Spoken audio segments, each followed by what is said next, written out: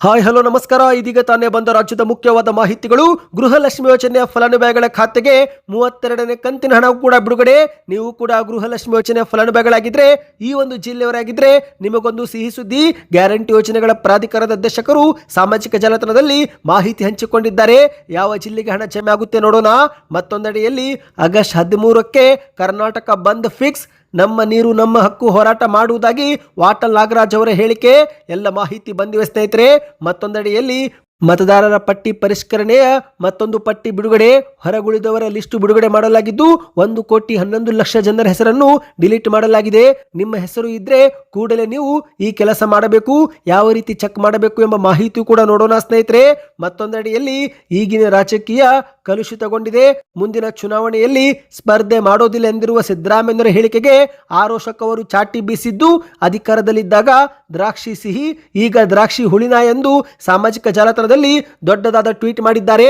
ಎಲ್ಲ ಮಾಹಿತಿ ಡೀಟೇಲ್ ಆಗಿ ನೋಡೋಕ್ಕೂ ಮೊದಲು ನೀವು ಸುದ್ದಿ ಸಮಯ ಯೂಟ್ಯೂಬ್ ಚಾನಲ್ಗೆ ಮೊದಲು ಬಾರಿ ಭೇಟಿ ನೀಡುತ್ತಿದ್ರೆ ದಯವಿಟ್ಟು ಸಬ್ಸ್ಕ್ರೈಬ್ ಆಗಿ, ಪಕ್ಕದಲ್ಲಿ ಕಾಣಿಸುವ ಗಂಟೆ ಕೂಡ ಒತ್ತಿದ್ರೆ ಕರ್ನಾಟಕದ ಮುಖ್ಯವಾದ ಮಾಹಿತಿಗಳು ನಿಮಗೆ ಸಿಗುತ್ತವೆ. ದಯವಿಟ್ಟು ವಿಡಿಯೋಗೆ ಲೈಕ್ ಮಾಡಿ ಮತ್ತು ವಿಡಿಯೋ ಕೊನೆವರೆಗೂ ನೋಡಿ. ಬನ್ನಿ ಸ್ನೇಹಿತರೆ, ಎಲ್ಲ ಮಾಹಿತಿಗಳನ್ನು ಡೀಟೇಲ್ ಆಗಿ ನೋಡೋಣ.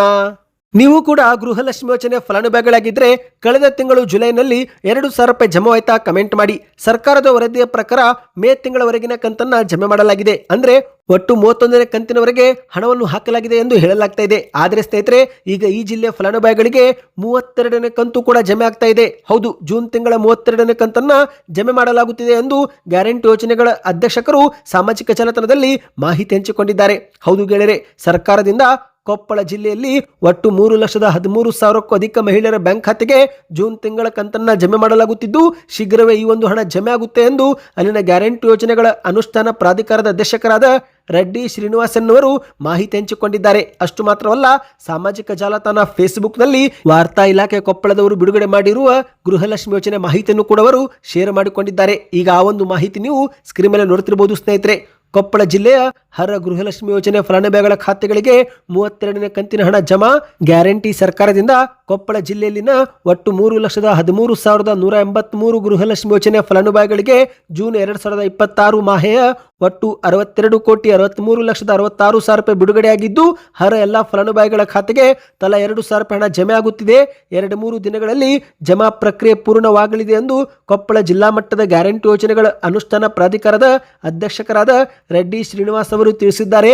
33ನೇ ಕಂತಿನ ಹಣವು ಕೂಡ ಇನ್ನು ಕೆಲವೇ ದಿನಗಳಲ್ಲಿ ಬಿಡುಗಡೆ ಆಗಲಿದೆ. ಗೃಹಲಕ್ಷ್ಮಿ ಯೋಜನೆಯ ದಾಖಲಾತಿಗಳ ಪರಿಶೀಲನೆಯಿಂದ ಯಾವುದೇ ಫಲಾನುಭವಿಗಳಿಗೆ ಯಾವುದೇ ರೀತಿಯ ತೊಂದರೆ ಆಗುವುದಿಲ್ಲ ಎಂದು ಅವರು ತಿಳಿಸಿದ್ದಾರೆ.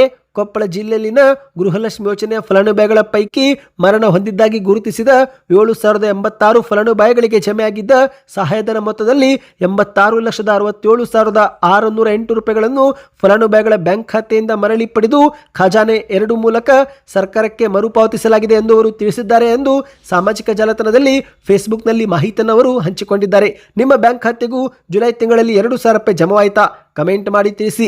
ಬನ್ನಿ ಸ್ನೇಹಿತರೆ, ಎರಡನೇ ಮಾಹಿತಿಗೆ ಹೋಗೋಣ. ಆಗಸ್ಟ್ 13ರಂದು ಕರ್ನಾಟಕ ಬಂದ್ ಮಾಡೇ ಮಾಡ್ತೀವಿ. ಈ ಒಂದು ಕರ್ನಾಟಕ ಬಂದ್ ವಾಪಸ್ ಪಡೆದುಕೊಳ್ಳೋದಿಲ್ಲ ಎಂದು ವಾಟಾಳ್ ನಾಗರಾಜ್ ಅವರು ಹೇಳಿಕೆ ಕೊಟ್ಟಿದ್ದಾರೆ. ಹೌದು ಸ್ನೇಹಿತರೆ, ಕಾವೇರಿ ನೀರು ತಮಿಳುನಾಡಿಗೆ ಬಿಡುಗಡೆ ಮಾಡುವ ವಿಚಾರ, ಮೇಕೆದಾಟು ಯೋಜನೆ ಹಾಗೂ ಉತ್ತರ ಕರ್ನಾಟಕದ ನೀರಾವರಿ ಯೋಜನೆಗಳ ಸಮಸ್ಯೆ ಸಂಬಂಧಿಸಿದಂತೆ ಆಗಸ್ಟ್ 13ರಂದು ರಾಜ್ಯವ್ಯಾಪಿ ಕರ್ನಾಟಕ ಬಂದ್ ಮಾಡುವುದಾಗಿ ಕನ್ನಡಪರ ಹೋರಾಟಗಾರರಾಗಿರುವ ವಾಟಾಳ್ ನಾಗರಾಜ್ ಅವರು ಘೋಷಣೆ ಮಾಡಿದ್ದಾರೆ. ನಮ್ಮ ನೀರು ನಮ್ಮ ಹಕ್ಕು ಎಂಬ ವಾಕ್ಯದಡಿಯಲ್ಲಿ ಈ ಒಂದು ಪ್ರತಿಭಟನೆ ಮಾಡುವುದಾಗಿ ಕರೆ ಕೊಟ್ಟಿದ್ದಾರೆ. ರಾಜ್ಯದ ನೀರಿನ ಹಕ್ಕು ಮತ್ತು ಅಭಿವೃದ್ಧಿ ಯೋಜನೆಗಳ ಅನುಷ್ಠಾನಕ್ಕಾಗಿ ಈ ಒಂದು ಬಂದ್ ಅನಿವಾರ್ಯವಾಗಿದೆ ಎಂದು ಮಾಹಿತಿ ಕೊಟ್ಟಿದ್ದು, ಕನ್ನಡ ಪರ ಸಂಘಟನೆಗಳು ಇದಕ್ಕೆ ಬೆಂಬಲ ಸೂಚಿಸುತ್ತಿವೆ. ಖಾಸಗಿ ಸಾರಿಗೆ ಸಂಸ್ಥೆಗಳು, ಆಟೋ ಚಾಲಕರ ಸಂಘ, ರೈತರು ಸೇರಿ ಪ್ರತಿಯೊಬ್ಬರು ಬೆಂಬಲವನ್ನ ಕೊಡಬೇಕು ಎಂದು ಮನವಿ ಮಾಡಿದ್ದಾರೆ. ಹೌದು, ಸುದ್ದಿಗಾರರ ಮುಂದೆ ಮಾತನಾಡಿದಂತ ವಾಟಾಳ್ ನಾಗರಾಜ್ ಅವರು ಆಗಸ್ಟ್ 13ರಂದು ಕರ್ನಾಟಕ ಬಂದ್ ಮಾಡೇ ಮಾಡ್ತೀವಿ. ತಮಿಳುನಾಡಿನಲ್ಲಿ ಪ್ರತಿದಿನ ಹೋರಾಟ ಮಾಡಲಾಗುತ್ತಿದೆ. ಅದೇ ರೀತಿ ಕರ್ನಾಟಕದಲ್ಲೂ ಕೂಡ ರಾಜ್ಯದ ಹಿತಾಸಕ್ತಿಗೆ ನಾವು ಕೂಡ ಬೃಹತ್ ಹೋರಾಟ ಮಾಡುವ ಸಮಯ ಬಂದಿದೆ.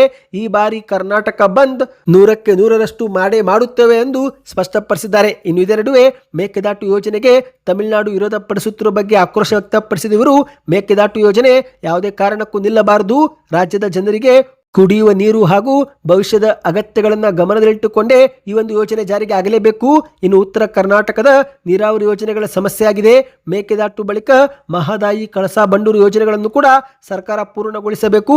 ಉತ್ತರ ಕರ್ನಾಟಕದ ಅಭಿವೃದ್ಧಿಗೆ ಈ ಒಂದು ಯೋಜನೆಗಳು ಅತ್ಯಂತ ಅಗತ್ಯವಾಗಿದೆ ಎಂದು ವಾಟಾಳ್ ನಾಗರಾಜ್ ಅವರು ಹೇಳಿದ್ದಾರೆ. ರಾಜ್ಯದ ಹಿತದ ವಿಚಾರದಲ್ಲಿ ಎಲ್ಲರೂ ಒಂದಾಗಿ ಈಗ ನಿಲ್ಲಬೇಕು. ಕನ್ನಡಿಗರು, ರೈತರು, ವ್ಯಾಪಾರಿಗಳು, ಕಾರ್ಮಿಕರು ಹಾಗೂ ವಿವಿಧ ಸಂಘಟನೆಗಳು ಆಗಸ್ಟ್ 13ರ ಕರ್ನಾಟಕ ಬಂದ್ಗೆ ಬೆಂಬಲ ನೀಡಿ ಇದನ್ನು ಯಶಸ್ವಿಗೊಳಿಸಬೇಕು ಎಂದು ಮನವಿ ಮಾಡಿದ್ದಾರೆ. ಒಟ್ಟಿನಲ್ಲಿ ಸ್ನೇಹಿತರೆ, ಕಾವೇರಿ ನೀರು, ಮೇಕೆದಾಟು ಹಾಗೂ ಉತ್ತರ ಕರ್ನಾಟಕದ ನೀರಾವರಿ ಯೋಜನೆ ವಿಚಾರದಲ್ಲಿ ಈ ಒಂದು ಹೋರಾಟ ಮುಂದುವರಿಯಲಿದೆ ಎಂದು ಅವರು ಸ್ಪಷ್ಟಪಡಿಸಿದ್ದಾರೆ. ಬನ್ನಿ ಈಗ ಮತ್ತೊಂದು ಮಾಹಿತಿಗೆ ಹೋಗೋಣ. ಇದೀಗ ಚುನಾವಣಾ ಆಯೋಗ ಮತದಾರರ ಪಟ್ಟಿಯನ್ನು ಪರಿಷ್ಕರಿಸಲು ಎಸ್ಐಆರ್ ಪ್ರಕ್ರಿಯೆ ಶುರು ಮಾಡಿದ್ದು, ಇತ್ತೀಚೆಗೆ ನೀವು ಕೂಡ ಎಸ್ಐಆರ್ ಫಾರ್ಮ್ ಅನ್ನು ಫಿಲ್ ಮಾಡಿ ಬಿಎಲ್ಒಗಳಿಗೆ ಸಲ್ಲಿಕೆ ಮಾಡಿರಬಹುದು. ಆದರೆ ಸ್ನೇಹಿತರೆ, ಈಗ ಕರ್ನಾಟಕ ಒಂದರಲ್ಲೇ 1,11,00,000 ಜನರ ಹೆಸರನ್ನು ಈ ಒಂದು ಮತದಾರರ ಪಟ್ಟಿಯಿಂದ ಡಿಲೀಟ್ ಮಾಡಲಾಗಿದೆ ಎಂಬ ಮಾಹಿತಿ ಲಭ್ಯವಾಗಿದೆ. ಹೌದು, ರಾಜ್ಯದಲ್ಲಿ ಮತದಾರರ ಪಟ್ಟಿಯ ವಿಶೇಷ ಸಮಗ್ರ ಪರಿಷ್ಕರಣೆ ಪ್ರಕ್ರಿಯೆ ಬಹುತೇಕ ಮುಗಿದಿದ್ದು, ಇದೇ ಒಂದು ನಡುವೆ ಈ ಒಂದು ಪರಿಷ್ಕರಣೆ ವೇಳೆ ಪತ್ತೆಯಾಗದವರು, ಸ್ಥಳಾಂತರಗೊಂಡವರು, ಮೃತಪಟ್ಟವರು ಸೇರಿದಂತೆ ಹಲವು ಕಾರಣದಿಂದ 1,11,00,000 ಜನರ ಹೆಸರನ್ನು ಚುನಾವಣಾ ಆಯೋಗ ಈಗ ಡಿಲೀಟ್ ಮಾಡಿ ಮಾಹಿತಿ ಬಿಡುಗಡೆ ಮಾಡಿದೆ.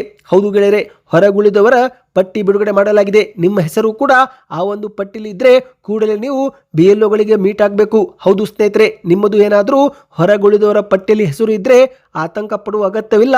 ಯಾಕಂದ್ರೆ ಅದನ್ನು ಸರಿಪಡಿಸಿಕೊಳ್ಳಲು ಕೂಡ ಚುನಾವಣಾ ಆಯೋಗ ಅವಕಾಶ ಕೊಟ್ಟಿದೆ. ಅಗತ್ಯ ದಾಖಲೆ ಸಲ್ಲಿಕೆ ಮಾಡುವ ಮೂಲಕ ಮತ್ತೊಮ್ಮೆ ನೀವು ಮತದಾರರ ಪಟ್ಟಿಯಲ್ಲಿ ನಿಮ್ಮ ಹೆಸರನ್ನು ನೋಂದಾಯಿಸಿಕೊಳ್ಳಬಹುದಾಗಿದೆ. ಹಾಗಾದರೆ ಆ ಒಂದು ಪಟ್ಟಿಯಲ್ಲಿ ನಿಮ್ಮ ಹೆಸರು ಇದೆಯೋ ಇಲ್ಲವೋ ಎಂಬುದನ್ನು ಹೇಗೆ ಚೆಕ್ ಮಾಡಿಕೊಳ್ಳಬೇಕು? ಸ್ನೇಹಿತರೆ, ನೀವು ಮನೆಯಲ್ಲೇ ಮೊಬೈಲ್ ಅಥವಾ ಲ್ಯಾಪ್ಟಾಪ್ ಮೂಲಕವೂ ಕೂಡ ಈ ಒಂದು ಪಟ್ಟಿಯನ್ನು ಪರಿಶೀಲಿಸಬಹುದು. ಮೊದಲಿಗೆ ಸ್ನೇಹಿತರೆ, ceo.karnataka.gov.in ಈ ಒಂದು ವೆಬ್ಸೈಟ್ಗೆ ನೀವು ಭೇಟಿ ಕೊಟ್ಟು ಅಲ್ಲಿ ಹೊಸದಾಗಿ ASDDO ಲಿಸ್ಟ್ ಎಂಬ ಒಂದು ಪಟ್ಟಿ ಬಿಡುಗಡೆ ಮಾಡಲಾಗಿದೆ. ಆ ಒಂದು ಪಟ್ಟಿ ಮೇಲೆ ನೀವು ಕ್ಲಿಕ್ ಮಾಡಿ ನಂತರ ಅಲ್ಲಿ ಎಲ್ಲ ಜಿಲ್ಲೆಗಳ ಹೆಸರು ಬರುತ್ತವೆ. ನಿಮ್ಮ ಜಿಲ್ಲೆಯ ಪ್ರತ್ಯೇಕ ಲಿಂಕ್ ಅನ್ನು ನೀವು ಕ್ಲಿಕ್ ಮಾಡಿ ಮಾಹಿತಿಯನ್ನು ನೀವು ನೋಡಬಹುದು. ನಿಮ್ಮ ಜಿಲ್ಲೆ ಒಂದು ಲಿಸ್ಟ್ ನಲ್ಲಿ ನಿಮ್ಮ ಹೆಸರು ಇದ್ರೆ ಆಗ ನೀವು ಮತದಾರರ ಪಟ್ಟಿಯಿಂದ ಹೊರಗುಳಿತಿದ್ದೀರಿ ಎಂಬ ಒಂದು ಅರ್ಥವಾಗುತ್ತೆ ಸ್ನೇಹಿತರೆ. ಹಾಗಾಗಿ ನೀವು ಕೂಡಲೇ ನಿಮ್ಮ ಒಂದು ಬಿಎಲ್ಒಗಳಿಗೆ ಸಂಪರ್ಕಿಸಿ ಅಗತ್ಯ ದಾಖಲೆಗಳನ್ನು ಕೊಟ್ಟು ಮತ್ತೊಮ್ಮೆ ಅರ್ಜಿನ ಸಲ್ಲಿಕೆ ಮಾಡಬಹುದು ಸ್ನೇಹಿತರೆ. ಈ ಒಂದು ಪಟ್ಟಿ ಯಾವ ರೀತಿ ಚೆಕ್ ಮಾಡಬೇಕು ಎಂಬ ವಿಡಿಯೋ ನಿಮಗೆ ಬೇಕಂದ್ರೆ ಕಮೆಂಟ್ ನಲ್ಲಿ SIR ವಿಡಿಯೋ ಎಂದು ಕಮೆಂಟ್ ಮಾಡಿ. ಮತ್ತು ಸ್ನೇಹಿತರೆ, ಇದೇ ಒಂದು ವಿಡಿಯೋ ಡಿಸ್ಕ್ರಿಪ್ಷನ್ ಬಾಕ್ಸ್ ನಲ್ಲಿ ಯಾವ ರೀತಿ ಲಿಂಕ್ ಅನ್ನು ಕ್ಲಿಕ್ ಮಾಡಬೇಕು, ಯಾವ ರೀತಿ ಚೆಕ್ ಮಾಡಬೇಕು ಎಂಬ ಮಾಹಿತಿ ಕೂಡ ಕೊಟ್ಟಿದ್ದೇನೆ. ಅಲ್ಲಿಂದಲೂ ಕೂಡ ನೀವು ಮಾಹಿತಿ ಪಡೆದುಕೊಳ್ಳಬಹುದು. ಬನ್ನಿ ಈಗ ಮತ್ತೊಂದು ಮಾಹಿತಿಗೂ ಹೋಗೋಣ. ಇತ್ತೀಚೆಗೆ ಮಾಜಿ ಮುಖ್ಯಮಂತ್ರಿ ಸಿದ್ದರಾಮಯ್ಯನವರು ಕಾರ್ಯಕ್ರಮವೊಂದರಲ್ಲಿ ಈಗಿನ ಒಂದು ರಾಜಕೀಯ ಕಲುಷಿತಗೊಂಡಿದೆ. ಈ ಒಂದು ಹಿಂದೆ ಜನರೇ ಹಣ ನೀಡಿ ನಮಗೆ ಚುನಾವಣೆಯಲ್ಲಿ ಗೆಲ್ಲಿಸುತ್ತಿದ್ರು, ಆದ್ರೆ ಈಗ ನಾವೇ ಜನರಿಗೆ ಹಣ ಕೊಟ್ಟು ಗೆಲ್ಲಬೇಕಾಗಿದೆ. ಹಾಗಾಗಿ ಮುಂದಿನ ಚುನಾವಣೆಗಳಲ್ಲಿ ಸ್ಪರ್ಧೆ ಮಾಡೋದಿಲ್ಲ ಎಂದು ಹೇಳಿಕೆಯನ್ನು ಕೊಟ್ಟಿದ್ರು. ಇದೇ ಒಂದು ಹೇಳಿಕೆ ಬಗ್ಗೆ ಆರೋಶಕ್ ಅವರು ಒಂದು ಟ್ವೀಟ್ ಮಾಡಿ ಆಕ್ರೋಶ ವ್ಯಕ್ತಪಡಿಸಿದ್ದಾರೆ. ಹೌದು ಸ್ನೇಹಿತರೆ, ನೀವೀಗ ಸ್ಕ್ರೀನ್ ಮೇಲೆ ಒಂದು ಟ್ವೀಟ್ ನೋಡ್ತಿರಬಹುದು. ಇದು ವಿಪಕ್ಷ ನಾಯಕರಾಗಿರುವ ಆರೋಶಕ್ ಅವರೇ ಮಾಡಿದ ಟ್ವೀಟ್ ಆಗಿದೆ.